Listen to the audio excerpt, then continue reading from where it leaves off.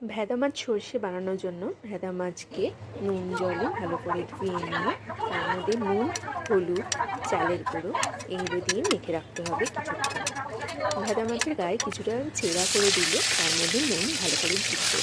এবার সর্ষের তেলে মাছগুলোকে ভেজে নিতে হবে।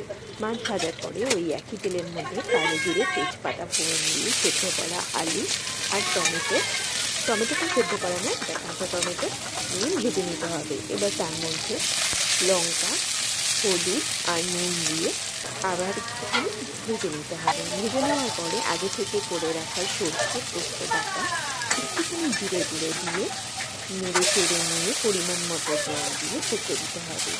এবার ফুটে উঠলে তার মধ্যে পরিমাণ মতো জল দিয়ে যতটা আপনি ঝোল খেতে চান দিয়ে মাছ ভাজা যেটা ছিল সেটাকে দিয়ে একটু নাড়িয়ে চাড়িয়ে উপর থেকে ধনেপাতা ছড়িয়ে পরিবেশন করুন ভেদা মাছ